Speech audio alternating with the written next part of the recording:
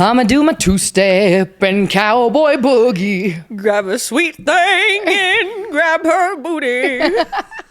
Yeehaw, bitches. It's rodeo season. Yee. I don't know if you could tell, but I'm yeed the fuck hod. She's the fuck yeehawed up. out. Madison loves, for whatever reason, to dress like a fucking hillbilly.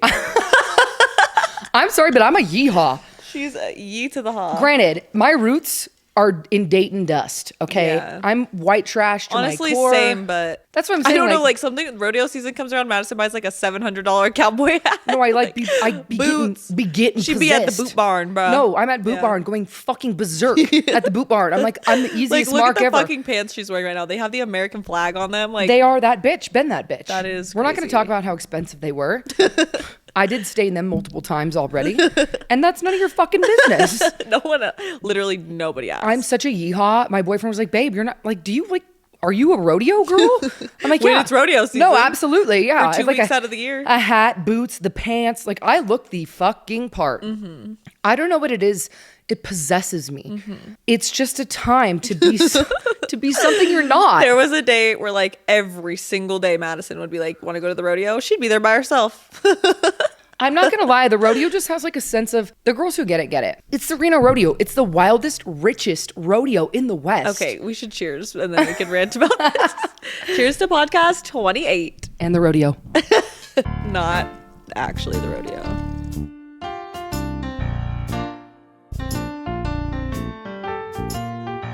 I just want to address the elephant in the room. Oh God. My fucking eyebrows. I was assaulted. And I don't know, a lot of you aren't watching the YouTube pod, and that's fine. Go look at the fucking YouTube pod. I literally look like I'm constantly surprised. I'm all excited about the rodeo. I go you get look my nails. excited, girl. I get my toenails done. I get a new outfit. I'm like, I'm going to get my eyebrows threaded because I don't normally do that. Mm-hmm. I go into this place that I've gone before. I've had a good experience multiple times. She's like, just a cleanup. And I'm like, yes, just a cleanup, please. I'm like, I'm a blonde, but I have naturally Never just to clean up. I have naturally pretty thick eyebrows for a blonde person. Mm-hmm. And normally the girl who does me wasn't there. And so I feel her going like a ham. And I'm like, fuck, that hurts more than usual. Like, you know when you feel like the thread and it's like, yeah, like it's like pulling hair. and that shit hurted. Yeah. And I was like, okay, it's just maybe I haven't been in a while. I have some overgrowth. Yeah. She's like, look in the mirror. I stand up and I was like, like I literally gasped. Oh no. They are so thin. Yeah, she's got them Sharpie brows. I said, and so I'm trying to like do my makeup. Yeah. And you can't like put makeup in thin brows because it's just like so dark. It just like takes all of the pigment. My boyfriend walks into the room and he's like, you should stop putting makeup in.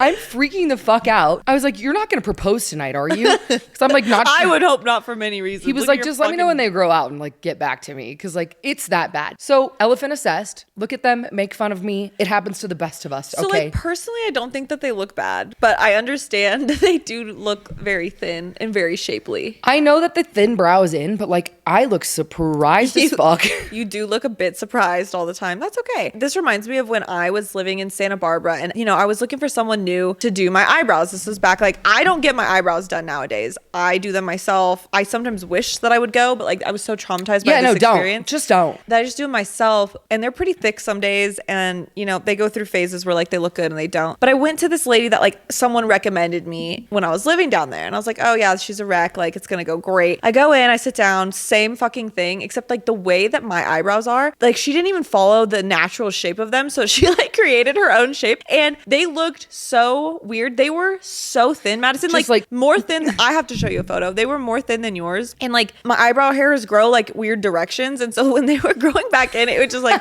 girl, it was so bad for so long. I mean, the girlies know, like when you go in to get your hair done, or God forbid you're getting like injections, Botox, lips, whatever the fuck it is, like there is a fear of, is this bitch about to fuck me up? Well, you got to do your research. You're putting your life in their hands. I walked into your life. I walked into this random ass place on the street, some lady I've never seen before. She's like, yeah, sit down, honey. I was like, your life was in her hands. and I was kind of like sitting there like, something doesn't feel right. Wow, like, So we're here, and if you make fun of me, you're a bitch. And if you don't, it's because you get it. So yeah, the girlies, I get it. But I personally don't think that they look bad. thank you. Yeah, you're welcome.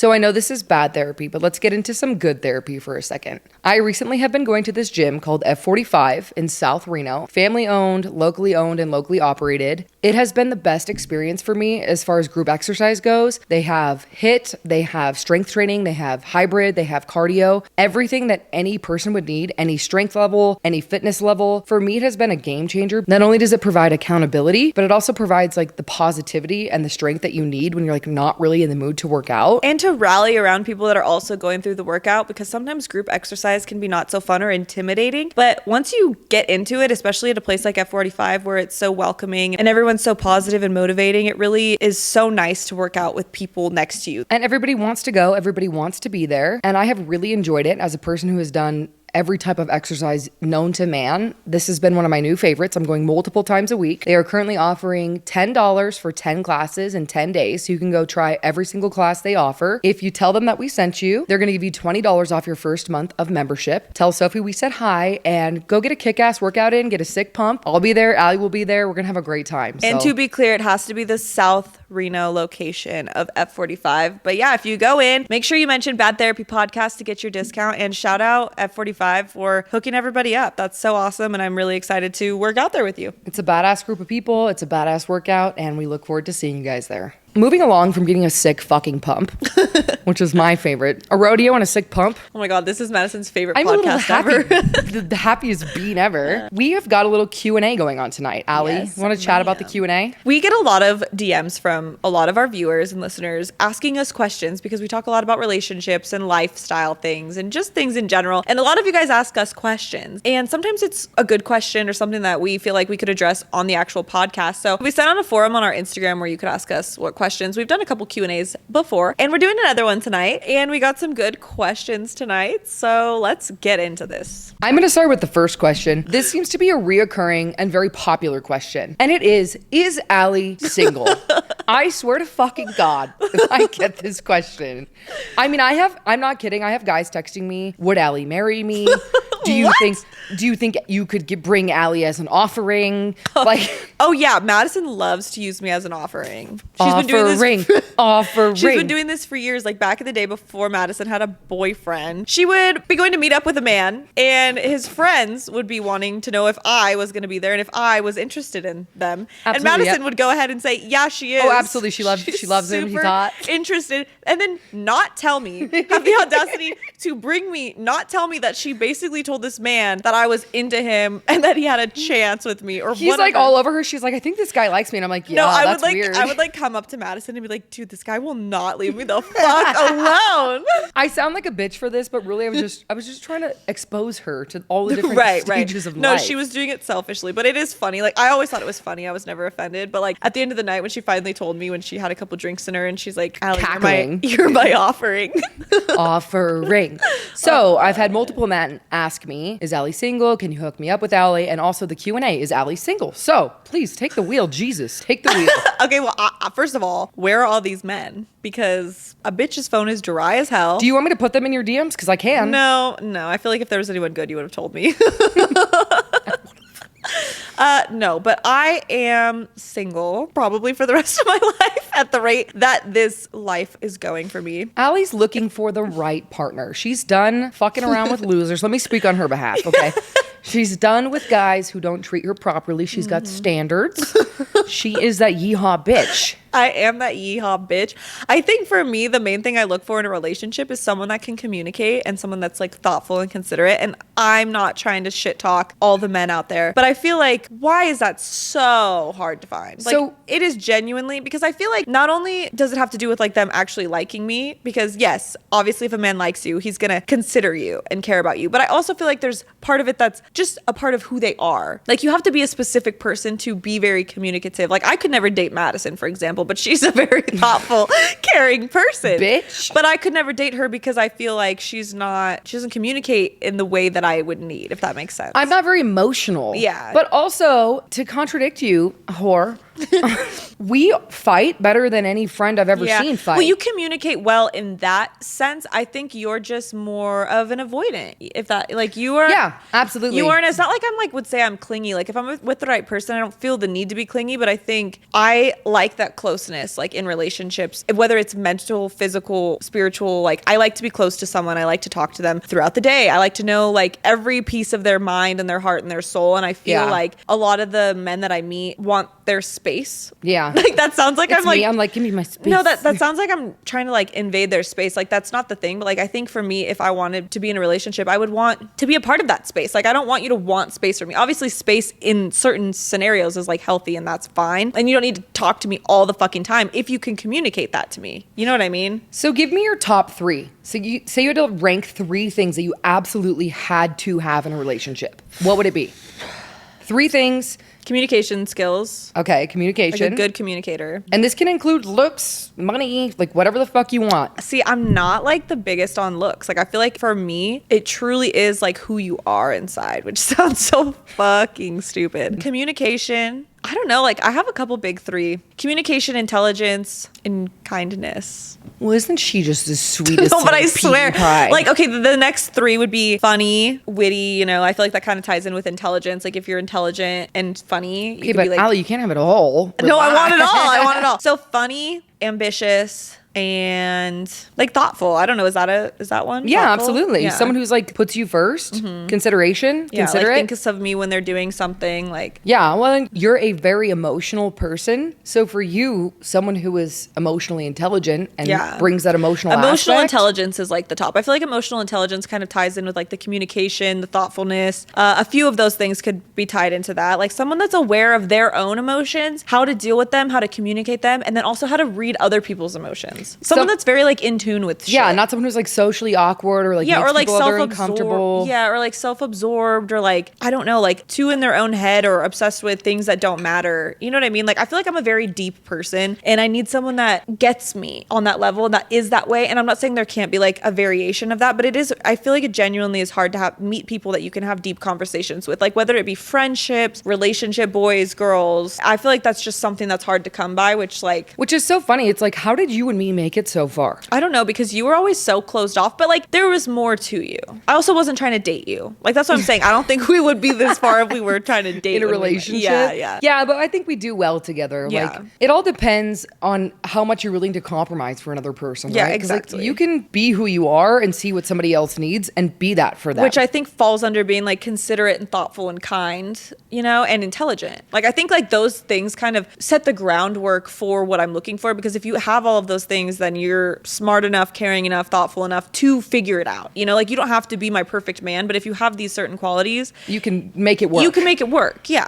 Well, it's funny because for me, it's like in a certain way, I almost need the same things, but it's like in a harder version, like a hard chocolate shell version of that. Yeah. To answer the question, I am single, and I wouldn't say I'm looking because I don't know. I feel like I'm happier when I'm not seeking out a partner, because unless it's like the person that's going to be right for me, it just feels like a waste of time. Let's be for real. You're never going to find the person that you're supposed to be with when you're looking for them. The person that you're supposed to be with is going to hit you out of nowhere when you least expect it. And I fucking hate that, because it's like, I mean, I get it. And I know that that's true, because like the best things for me have always come when I'm not expecting it. But I also feel like when I want it, I'm wanting it. So why can't it happen now? Like, I don't want to have to not want, because there's never going to come a day where like, I don't want it, you know? Maybe I'm not seeking it out, right? But I don't know. I do believe that. And I don't hold much weight to like who I'm dating. Like I really am happy being single. I think the only time I'm not happy being single is when I'm in a relationship that's not working out, and then I have to not satisfying. Yeah, and then I have to like get out of it and then go back to being, now I'm like sad and single again, where I was happy and single. But that's you know a really good point. It's like you're better off single than with somebody who's not right for you. Yeah, for me, because I'm not ever going to talk to someone. I think I'm getting better at kind of like with discernment in terms of a relationship with like whether or not someone is the right person or suited for me or gives a fuck about me or story is even worth my time. But sometimes it's hard when you know someone, or you feel like you know someone and you feel like you have a connection or a bond with somebody, to then kind of talk yourself out of wanting to be with them because they're not matching the criteria that you set for yourself, which you 100% should always do. And like, if someone's not meeting the criteria that you set for yourself, they're not the right one. They're not the right one. You don't have to settle for that. Yeah, you don't have to But settle. that's what you do when you're lonely or you're not sure. Or you genuinely like someone. Yeah, you like And, the person. Just because they have a couple qualities that you're not necessarily seeking doesn't mean you don't still fucking have feelings for them that are real, you know? And like, that's where I get caught up, is like, these are real feelings that I feel. And then having to because this is what happens when you go through a breakup. All of a sudden you're strangers because you have to be to move on. And that part of it just fucking sucks. Like, what I'm sick of letting people in, caring about them becoming a part of my life, and then them just disappearing and us pretending like they're a stranger. Yeah. When they're not a stranger. I know exactly what they're doing at 4:00 on a Tuesday. I know exactly what they're eating for dinner tomorrow. I know like what their favorite show is, or like if you do something that you would tell them about or that they were a part of, where you want to like run and tell them, like everything just like comes to a halt, and all of a sudden you don't know this person anymore, but you do. You can't talk to them anymore. You can't tell them the little things about your day anymore. Like, it just all has to come to a stop. And I think it's less of like the losing the relationship as it is of like losing like a friend, because you do build a friendship in those, even the wrong relationships. Like, the reason you're able to tolerate someone in that capacity for such a long time is because you care about them. Yeah. And you're friends with them. That's absolutely it. You go from being someone's everyday best friend. When you're in a relationship, that's what you do. Yeah. And even if you're not like in love or in the most love, or you're not being treated like the best, there's still someone that's very close to you, a part of your everyday life, integrated into your life. And then they're nothing. A friend. And then all of a sudden, nothing. Like, to me, I think the worst part about the dating life nowadays and going from the talking phase to being single and back and forth is like losing all of these friendships that I build. Because it's not like just because it ends, like I don't still care about the person and the friendship. It's just like I, for myself, can't be friends with someone that I had feelings for. Right. Especially while I'm healing. And that's another relationship that you don't get to have anymore, even though it's one that you enjoyed. Yeah, exactly. So long story short, she's single. Yeah.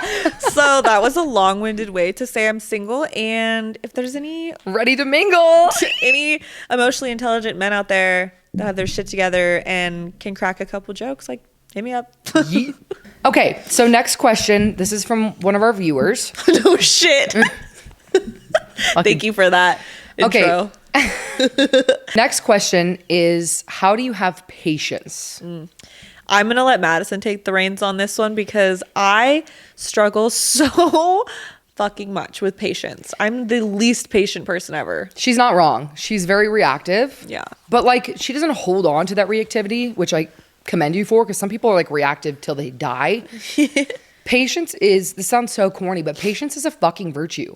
Like, if you want to have patience, you actually have to practice it. Patience comes from empathy. Number one, if you can be empathetic for the situation that somebody else is in, it helps you be a lot more patient with how you're going to react to them. If you can understand that not everybody acts like you, not everybody relates or reacts or responds to every situation the same way that you do, because that's where impatience comes from, is waiting for someone to do what you would have done or what you want to do. You ask a question, you need an answer. You're trying to do something, you want a response. So I think for me, like, obviously there's different scenarios where patience is, you know, a necessary skill or prominent or being tested. I think immediately to the most recent situation, which has to do with a relationship. So like, for me, patience, it depends on the situation. Sometimes I have more patience than others. I do get like, when I'm in an irritable mood, I have like less patience for sure. I mean, of course. But in terms of like actual situations, like for example, if I'm in a relationship where I'm talking to someone and I ask a question or I need a response to something,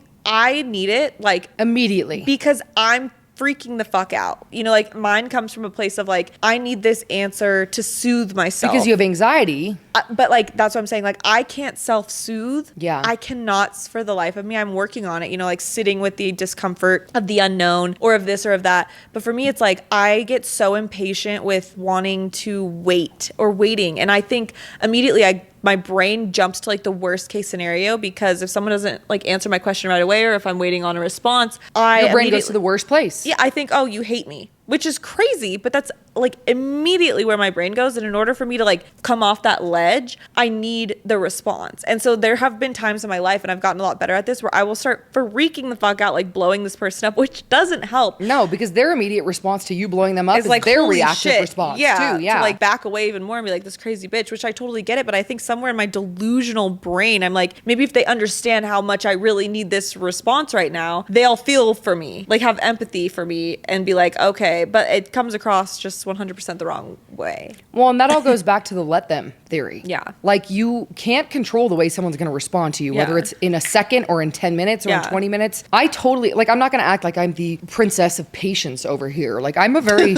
aggressive, reactive person myself, but I have learned, especially in my career, that trying to push for a response is not going to get you the response that you want. It's trying to control the outcome. Like you like for me, it's like whenever I do freak out in those scenarios, it's like because I'm focused on what could happen in the future or like what this no response means, when in reality, it's like just let it be and give it space and time, because whatever happens and you can't control it anyway. So just let it happen. But somewhere in my mind, I'm like, I want to control the outcome now. And like, obviously, I'm thinking of a very specific example of something that happened recently, so I don't know if this is getting recency bias, off like you have track right now. But yeah, just like when it's happening, I need it now. Like I need it right now. But then if I do actually let it sit for a couple hours, I kind of lose that like need to have it. You know what I mean? It's always like very in the moment for me, where it's like the patience thing. Like if I just give it time and let the patience do its thing, then eventually like that, I think that feeling and that fear or that trigger or that really intense emotion that I feel kind of subsides after a little while of just letting it ride out. But well, I think a really good comparison, and this might be kind of crazy for some people, but for people who are like binge eaters, and when you're eating and you want to keep eating and you can't stop fucking eating because your body is telling you, your mind is telling you, you're hungry, you're starving, this is good, endorphins are being released, let's keep eating, your insulin is spiking, you're not hungry anymore, right? Like you're making yourself sick, but you're not going to stop because your brain is so locked in, so hyper focused on one thing. But if you step away from food, go on a 15-minute walk, whatever it is to distract yourself, your insulin levels out and you're not hungry anymore. Yeah. It's the same thing with reactivity, with patience. If you want that immediate reaction and you're here, you're spiked, you're up here and you're waiting, you want it, you need it, you're going to be in a space and a headspace where you are so emotionally charged that you're not actually going to get the response that you're looking for. And that's why giving things space and time, and that sounds corny because it's like when you're that emotionally charged, you can't do that. But that's why I say be empathetic and put yourself in the other person's position. Yeah, I think that's huge too, because like the situation that I'm speaking of was a lot of like them saying they needed space and they needed time to think and like this and that. And I was like, I don't fucking like that. Like I need answers right now. I need to know what you're thinking right now. They're like, I don't know what I'm thinking right now. That's why I need time to think about it. But then in my mind, I'm like, okay, well, if I give you space and time, then you're never actually going to think about it. You're just going to forget about me and forget that I even exist. Like, and that's a crazy thing to think because that's just not how it fucking works. But that's like an emotionally charged feeling, 100%, right? 100%, but it's so like real. And like you talk about the binge eating thing, like I used to be a huge binge eater. Yeah. And you're right. Like I don't have control over those emotions when they're super heightened. Like I'm a very emotional person and I struggle very much with like finding like reality within like what I'm feeling. Cause like it is a delusion that I live in, but it's like psychotic. Like not like, I don't say I'm like psychotic, but like it feels like a psychotic break in like those like you can't get a grip on it. Like I can't control it. And it's like overwhelmingly like consumes every part of me. And the only thing that's ever been able to like stop it is when I'm actually forced. Like for example, and this is really embarrassing to even say on the podcast, but like if I'm like blowing up a guy because he's like we're fighting or he's not talking to me or like something and I'm trying to get him to respond to me, and like let me be really clear when I say this, I don't just do this to everybody. It's like a very specific situations, but like this is like real shit that's happened where I'm like, why the fuck are you not texting me back? Someone I've been talking to for months and months and months, like, and they don't like voice to me. This is where like communication comes in, that they need space and time and this and that. They just kind of go ghost. And I'm like, oh, hell no. The only time where I kind of come back to ground myself is when I'm literally forced to, because they're not responding. Like it comes to a point where I'm like, I can't. Like, you're not getting the response that you need. I cannot. And so then I have to self-soothe because I've tried you for have hours no other now. choice. I have no other choice. And like it is possible. And I think the reason I'm exposing myself in that way right now is because those scenarios have helped me in the future me, like be able to self-soothe and know that like it's possible. possible. It is possible, right? Whereas like in the past when that would happen, like it didn't feel possible, which was why I would freak out. But I think that's what everyone needs to realize about patience, is that it's not something that is just so easy. Like some people are like, oh, it's so easy, you just walk away from shit. But no, like you have to make a conscious choice to say, hey, I am very emotionally charged right now. I am going to make very reactive decisions. So I am going to take, and this is my best advice for anyone who's asking, take a fucking 10-minute walk. Yeah. I know it sounds so corny. Because like honestly for me, like when I think of it, I don't know what I'm supposed to do when I feel that way, because like if I'm sitting, like say I have nothing to do and I'm just like sitting at home by myself. But like what if it's like late at night when this is happening? Like I can't go on a 10-minute walk at night. You know what I mean? Like you have to find different ways to self-soothe. Like for me it's like journaling. Do 100 push-ups, do a journal, something to remove yourself from the situation, whatever it may be. Because if you take your mind off of it for like a second. Like I don't even know if a walk honestly for me would help, because all I'm going to be thinking about the whole time on the walk is like that. Like for me, like that's why music and like playing guitar and things like that were so something helpful, distracting.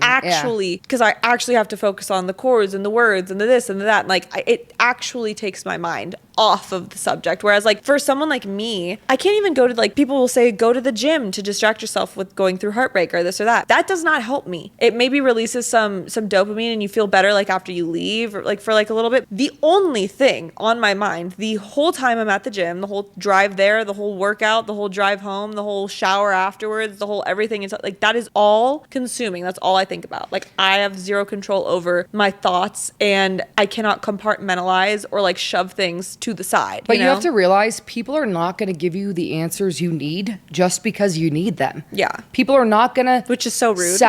People are not going to satisfy your emotions just because you're emotional. Yeah. Everyone else has their own way of living their life. Yeah. Whether this is work, friends, relationships, especially relationships, when you're very reactive in a relationship, especially woman to man, because women, I had a psychologist when I was in therapy show me two charts, a man's brain and a woman's brain. The woman's brain looks like a fucking firework exploded, okay? I was like, that's rude. That's aggressive and Makes rude. sense, yeah. The man's brain has like 3 dots lit up. Like a I'm like, okay, square. so he's a fucking idiot then? Yeah. There is no correlation, no similarity, nothing that makes the two genders understand each other. Yeah. And so when you're a woman and you're freaking the fuck out, he's not. Yeah. He is. Which is, to me, makes me feel as such an empathetic person. And this comes back to like, not everyone feels, lives life and feels and thinks the same way you do. But to me, it's so hard to grasp that, because how are you not living the same experience that I'm living? You know what I mean? I think it's just important for people to remember that when you say things and when you do things, even if you're very emotionally charged by them, you cannot take them back. Yes, but I'm not saying like, I'm not like emotionally charged and like volatile and like reactive in every situation. It's more so when something triggers like some traumas or like abandonment wounds within me. Like if someone's not, like for me specifically, what I've noticed is what really like where I really struggle to have patience is there's like an issue, or if someone's not responding, not just like not responding on like a random Tuesday, like I know they're going to talk to me later. Like that's fine. We could go all day without talking. I'm not going to freak the fuck out. But when something is going on. When something's going on and I know that they're You like need a resolution. I need like a resolution or an answer, or like whether it's go fuck yourself or We're cool. Like I need one or the other, and the unknown and like that middle ground, that gray area, like will literally drive me fucking up the wall. And that's where this is like, I'm getting off topic. Like this is just what the patience thing reminded me of, because I remember thinking like, God, I just need to have some fucking patience with this situation, because that's all they're asking for is some time.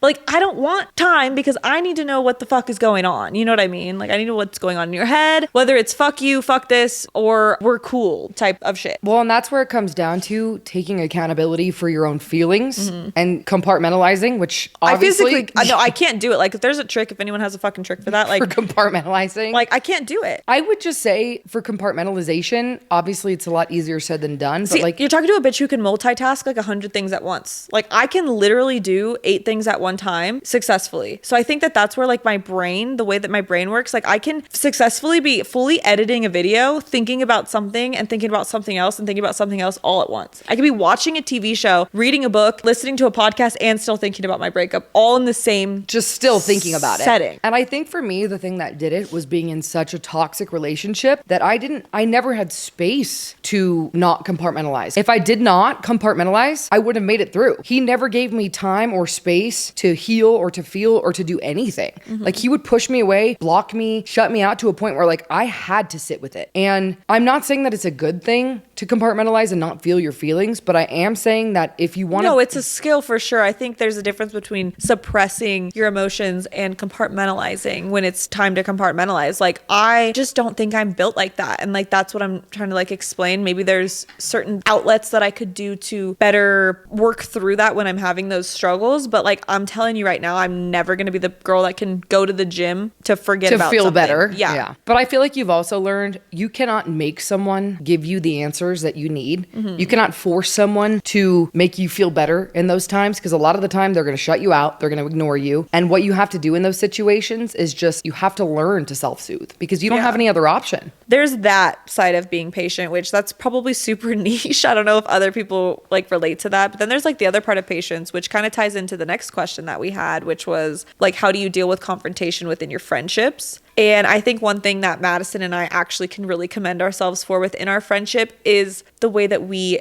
deal with confrontation and disagreements. And I will be the first one to say, and we've talked about this before on a different podcast, where Madison is very patient with me because I'm very reactive. She's very empathetic and understanding. And it's taken me a few years. I think I've gotten to a point now where like I'm also a lot less reactive and I'm more patient with her as well. We're just really good at communicating how we're feeling. Like, there's never any need to argue or fight or be mad. It's not like we're going to get in petty arguments where we're like mad and the other person doesn't know. Like, it's very at face value. Like, what you see is what you get. We're not going to be passive aggressive. Yeah, like if one of us catches a tude, the other one's like, what the fuck is your problem? Can I assist you with something, like bitch? It's very Would you much, like a bus? It's very much addressed right then and there. And like, obviously I know Madison and I are a very unique situation, because I'm not saying like if you have something to confront your friend about, like you should just address it like right in that given moment, because people are different. It depends on the situation, depends on the friendship, the level of closeness, this and that. But my opinion on this is like, if you can't have confrontation with your friend, if you can't talk to them about something that's bothering you, if you can't address something that they've done that you think is wrong,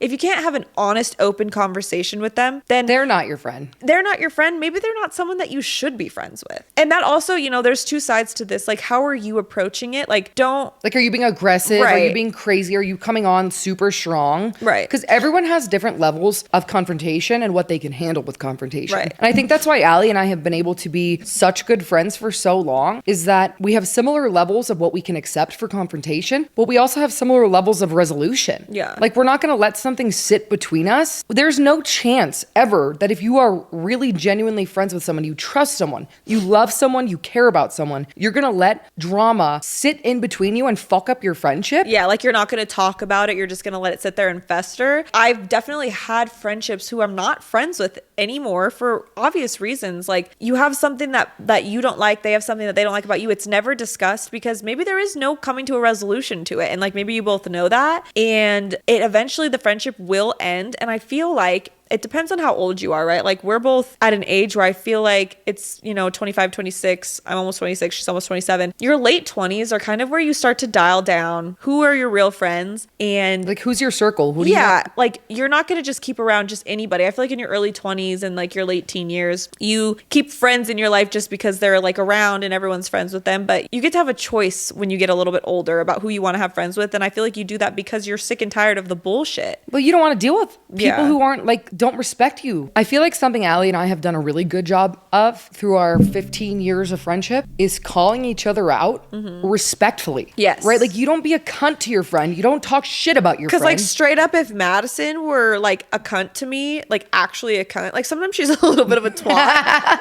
but like, we can laugh about it. And like, I know she's coming from a good place. And like, if she ever is like I said, if we catch a tude, we squash it really quickly because it's never like anything that deep. And we know that about each other. But like, before we had that type of rapport with each other where we just could trust that the other person wasn't being a conniving little twat on purpose. It was just like, they're having a moment. It took a lot of like respectful communication. If your friend is like screaming at you or coming at you fucking sideways, like, that is not your friend. Or talking shit about you behind your back. Or talking like, to your fucking crazy. man, or going out and not inviting you. Like, I hear a lot of things about like a lot of friendships. I'm like, that girl is not your friend. Right. Your friend would never treat you in a way that would make you feel unwanted, disrespected, lied to. Let's not lie. We have been friends for a very long time. We have had arguments. We've had disagreements. We have not always loved what the other person is doing, but we have never not for 1 minute respected each other, loved each other, communicated, and always put our relationship first. Yeah. And that's where it comes to, if you have something you need to say to a friend and you feel like you're uncomfortable with it and you don't want to start a riff, you're not really comfortable with confrontation, the only thing you're going to do by burying that shit is make your relationship uncomfortable. Yeah, because it's going to fester and it's going to build over time. And then someday something really small is going to happen that's going to trigger it, and like all hell is going to break loose. And I've had this happen with friendships, that thinking of the person that they were looking back, I don't know if these conversations were things that ever could have been had in a productive way. Like they were a very selfish or defensive type of person who maybe wasn't good at taking accountability, like that type of a person.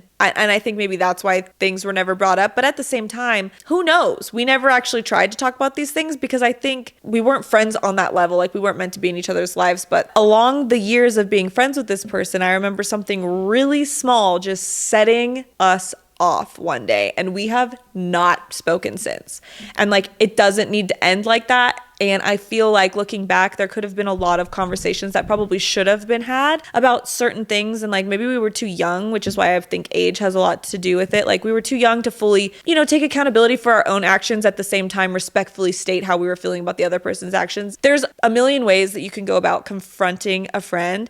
I think if you're really good friends with this person and they really care about you, then you shouldn't be worried about what you have to say or how you're going to say it. You should be able to have that open rapport with them. But if it is someone that you're not quite sure of, I think go about it in the most respectful way possible, keeping the friendship in mind, keeping that person in mind, keeping your feelings in mind, but also being honest and like true to yourself, like don't beat around the bush, but you don't have to be rude or bring the person down. Right. Like if you feel like you have to be aggressive or mean or hurtful, something has gone really wrong. Or like, say you're not even, that's not what your intentions are, but like that's how it's coming across. Maybe you need to work on like how you present it, because I know that I have a very like, my tone of voice, sometimes like my mom used to always say, it's not what you say, it's how you say it. And there's something that I've noticed about myself, and even Madison, sometimes she's like, why are you being such a twat?